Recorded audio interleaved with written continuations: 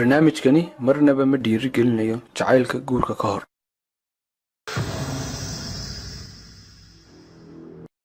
mayla aragteen dad fara badan oo ku dooda jacaylka dhabta ah ma dhinto. mayla aragteen sidoo kale dad fara badan oo ku dooda haddii jacaylka dhabtii uu mar dhaco jacayl labaad oo soo galo booskiisa ma jirto. jacaylku barbilow ma leeyahay? sidee ayuu ku bilowmaa? jacaylku ma leeyahay habab keensanaysa inuu waaro? sidee ayaa sababaysa in jacaylku uu waaro? ma jiraan waxyaabo keensanaya inuu jacaylku geeriyoodo si la mid ah sida ay u jiraan waxyaabo keensanaya inuu qofku cadhoodo, amaba ay u jiraan waxyaabo haddii ay jirto inay geeri dhacdo uu geeri ku dhacayso jacaylkuna arrintaa ma kala simeeya waxyaabaha kale. wax kastoo barbilowli sidoo kalena waxay leeyihiin bardhamaad, markaa jacaylku isna taa ma kala simeeyey. mudanayaal marweyn in waxaad kusoo dhawaataan barnaamijka aqoonta jacaylka, kaasoo aad ka heli doontaan dhammaan jawaabaha su-aalaha aynu kor ku xusnay.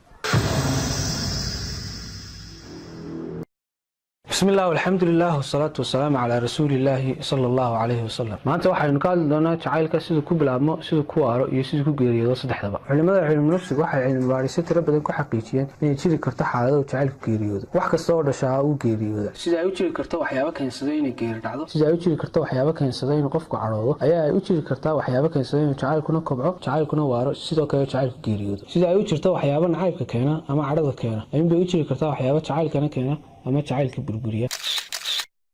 haddaba jacaylku sidee ayuu ku bilaabmaa? jacaylku wuxuu ku bilaabmaa isku ekaanshiyo. tusaale ahaan macalinka jaamacadda dhiga waxaa laga yaabaa inuu jeclaado ardayd jaamacadda dhigata amaba maye macalimad jaamacadda wax ka dhigta. tusaale ahaan waxaa laga yaabaa dadka had iyo goor fanaaniinta iyo hobolada iyo riwaayadaha matala iyaga ayuunbaa isjeclaada. nin fanaana ayuunbaa guursada gabadh fanaanada, nin fanaana ayuunbaa guursada gabadh hobolada. tusaale ahaan waxaad arkaysaa nin culimo ah oo guursanaya kana agdhow gabadh dhigata macadada diinta, ama maya waxaa laga yaabaa in gabadha lafteedu ay tahay gabadh ku dhex jirta fiilka iyo suuqa diinta, deetana ay ninka ay gabadhaas halkaa iska helaan. had iyo goor laba qof oo kasta oo isku mabdaa amaba isku meel ku jira, haddii ay labadaa qofi isku meel ku jiraan isku mabda'na yihiin, had iyo goor labadaa qofi iyaga ayaa isguursada, waayo dadka kale way isaga dhow yihiin, waxay helayaan waxyaaba ay ka sheekaystaan inta hore, waxyaaba ay inta hore isku maaweeliyaan iyo wax lamid a. sidaa daraaddeed waxaynu odhan karnaa jacaylku waxa uu ku bilaabmaa marka ugu horreysa isku ekaanshiyo.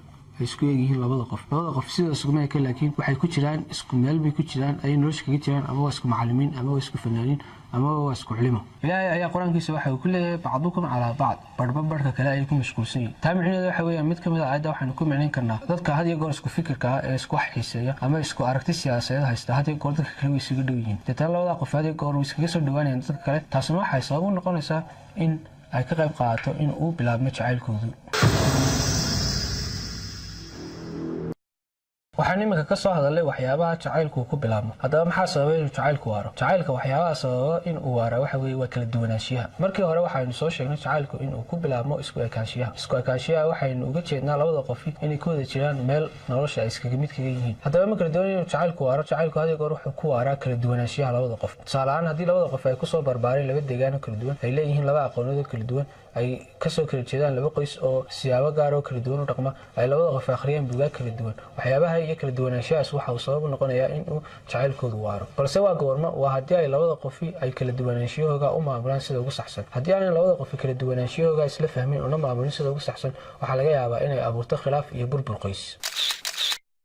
jacaylku ma leeyahay da' ama xilli uu jiro? culimada cilminafsiga waxay sheegeen da'aha uu jacaylku jiraa inay tahay 3 ilaa 4 sano ugu dambeyn. balse su-aasha isweydiinta waxa weeyaan mararka qaarkood waxaa jira dad wada nool 20 sano iyo in ka badan intaana ku wada noolaa jacayl. meel la odhan karin jacaylku waa uu ka badan karaa inta uu jiri karo 3 ilaa 4 sano. waan kula waafaqsanahay jacaylku inta jiri karaa inay ka badan tahay 3 ilaa 4 sano, laakiin micnaheedu waxa weeyaan 3 ilaa 4 sano marka uu labada qof jacaylkoodu gaadho heerkooda jacayl hoos ayuu soo dhacaa. waa arrin dabiici ah oo Ilaahay nagu abuuray. deetana labada qof haddii aanay ku dadaalin waxyaabaha kobciya kolkooliyana jacaylkooda uu burburaya. waata sababta lamaane badan oo isqabay muddo fara badan oo marka hore isku faraxsanaa, marka ay wada noolaadeen in yar kadib ay farxadii iyo shaxshaxdii tirada badnaa ay isku qabeen uu hoos u dhaco. sidaa daraaddeed haddii la helo beeroole wanaagsan oo si fiican u fala beerta jacaylkoodu waa uu sii waaraya 20, 30, 40 ilaa labada qof markay kala geeriyoodaan ayaa waxaa laga yaabaa jacaylkoodu in uu sii jiro.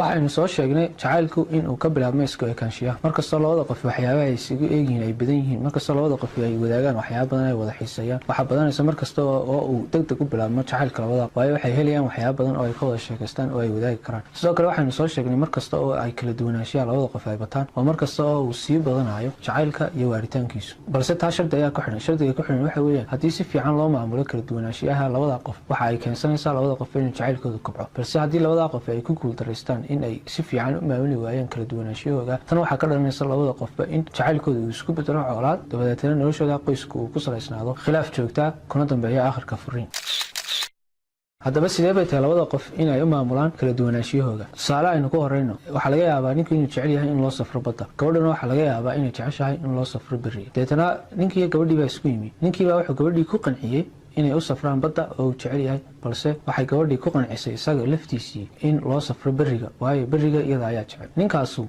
marka ay beriga isku raacaan haddii uu awoodda saaro oo uu eego berigan uu necab yahay halkaa waxaa ka abuurmaya inuu qofkanu diiqad dareemo inuu si degdega u cadhoodo deetana cadhada iyo lamaanihiisan uu jacaylku ka dhexeeyo ayaa isku xidhmaya dabeetana nacaybka uu necab yahay beriga oo loo safro ayaa waxaa ka dhalanaysa in uu necbaado lamaanaha gabadhan uu jecel yahay halkaana waxaa laga yaabaa inay abuurmaan in uu halkaa khilaaf yimaado sidaa cagsigeeda haddii uu ninku ku qanciyo gabadha in loo safro badda haddii ay gabadhu awoodda saarta un baddan oo ay tirahdo ish baleega halkanuna keenay iyo wax lamid a waxaa laga yaabaa in nacaybkaa ka dhashay badda ay necab tahay iyo ninka ay isku xidho dabeetana halkaa uu xiisihii iyo galgacalkii ka dhexeeyey hoos u dhaco halkaasna ay ka dhalato in labada qof jacaylkoodii ay ahayd inuu kor u kaco uu hoos usoo dego tan waa tusaale uune noloshu way dhinacay badan tahay waxaa laga yaabaa ninku inuu jecel yahay inuu aada u baxbaxo gabadhu sida ay jeceshahay inuu guriga un joogo oo waayo iyada ayaa guriga jecel inay mar walba joogto waxaa laga yaabaa ninku inuu jecel yahay xafladaha ka qayb galo balse iyadu ay jeceshahay inaanay xafladaha ka qayb gelin ee ay tv un daawato waa lagu kala duwan yahay markaa kala duwanaanshiyaha iyo sidii loo maamuli lahaa ayaynu hadda gudagelaynaa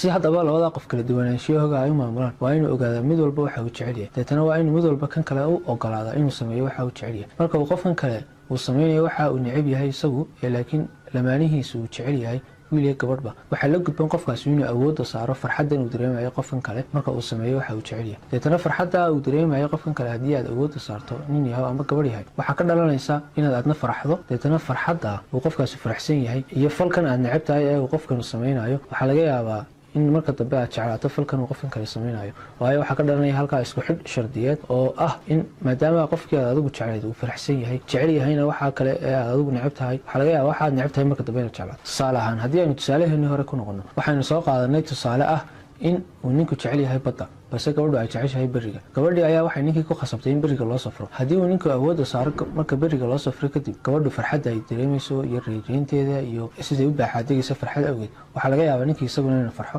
dabeetana berigaa uu necab yahay iyo farxaddaa gabadha ayuu isku xiraya halkaa waxaa ka dhalanaysa xitaa berigaa inuu isaga laftiisu jeclaado sida cagsigeeda haddii ay gabadhu ninka u raacdo badda ay necab tahay iyadu oo ay u wada safraan dabeetana ay awoodda saarta uun ninkaas farxaddiisa oo keliyata waxaa laga yaabaa farxadda ay ninkaa uu faraxsan yahay ee ay awoodda saartay inay ka dhalato xitaa inay badda jeclaado waayo waxaa halkaa ka dhalanaya isku xidh shardiyeed oo ah ninka faraxsan ee ah jacaylkeeda iyo badda dabeetana waxaa laga yaabaa aakhirka qofkaasi inuu isaga laftiisu badda jeclaado marka waxaa muhiima uun labada qof ee isqabaa inay maamulaan kala duwanaanshiyahooda sida ay u maamulayaan waxa weye sida aynu soo sheegnay ah inuu mid walba kan kale uu ogolaado inuu sameeyo waxa uu jecel yahay inaanu ka diiqadoonin balse uu ku farxo farxadda qofka kala dareemayo deetana si otomaatiga ama si lama filaana ayuu u imanayaa in qofkan kale uu jacaylkiisu kabco mid ka mid ah oo ay tahay iyada lafteedu in niyadda lagu hayo iyaduna waxa weeyaan kala duwanaanshiyaha labada qof ee xagga bulshada labada qof waa inay isla fahmaan bulshooyinka ay kasoo kala jeedaan waxaa laga yaabaa ninku inuu kasoo jeedo bulsho qaylo badan oo qallafsanaan badan marka ay xagga hadalka noqoto gabadhuna ay kasoo jeedo bulsho xadaariyiina oo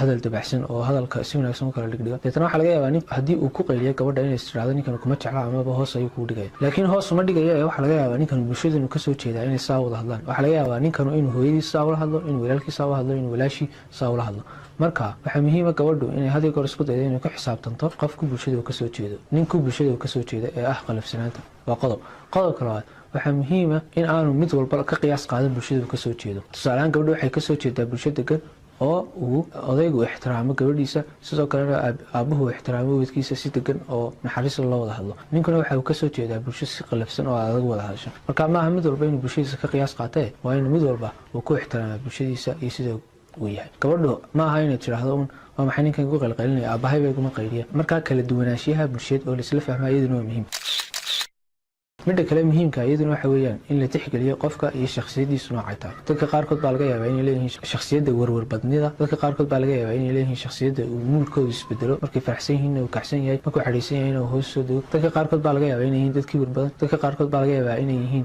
dad shakhsiyaddooda ay si kala tahay marka mid walbana shakhsiyaddiisa in loo tixgeliya iyada lafteeduna waa muhiim waxaynu ka soo hadalnay jacaylku inuu ka bilaabmo isku ekaanshaha, jacaylku inuu ku waaro kala duwanaanshiyaha. waxaynu isweydiinay oo kale su-aasha ah jacaylku miyuu dhintaa?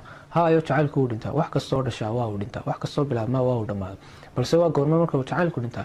jacaylku marka uu dhintaa waxa weeyaan haddii qofka akhlaaq xumadiisa iyo dhaqan xumadiisu ay ka badato wanaagga iyo inta uu leeyahay. haddii qofku inta wanaag ee uu bixiyey ee uu qofka kale usoo bandhigay ay ka yaraato inta xumaan ee uu soo bandhigay, markaasoo kale jacaylku waa burburaya. marka haddii xumaanta qofka ay badato marka la barbardhigo wanaagyadiisa, jacaylku si lama filaan ah ayaa uu meesha uga baxaya.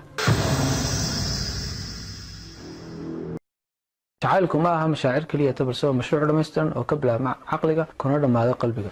mid ka mid ah mashaariicda u yaala labada qof ee isqaba waxa weeyaan inay aqoon yeeshaan siduu jacaylku ku bilaabmo, siduu ku waaro iyo siduu ku geeriyoodo. jacaylku waxa uu ku bilaabmaa isku ekaanshiyaha, sidoo kale waxa uu ku waaraa kala duwanaanshiyaha, sidoo kale waxa uu ku geeriyoodaa haddii qofka akhlaaq xumadiisa ama xumaantiisu ay ka badato wanaagyadiisa. haddaba qofka haddii uu ogaado saddexdaa siyood aynu jacaylka u kala sheegnay, waxaa laga yaabaa qofkaasi inuu isku dayo inuu qofkan kale ku dadaalo kala duwanaanshiyaha ay kala leeyihiin mid walba inuu u sameeyo waxa ka dhalanaysa.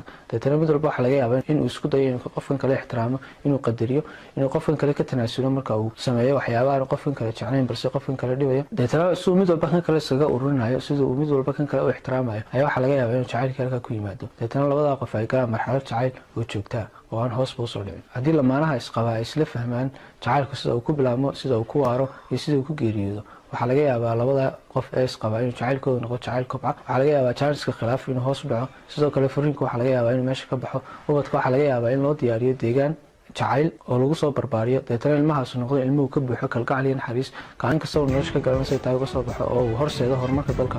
ilaahayna uu lamaanaha dhex dhigo kalgacalkii iyo naxariistii uu ballan qaaday ee uu qur-aankiisa ku yidhi wajacala baynakum mawaddatan waraxma.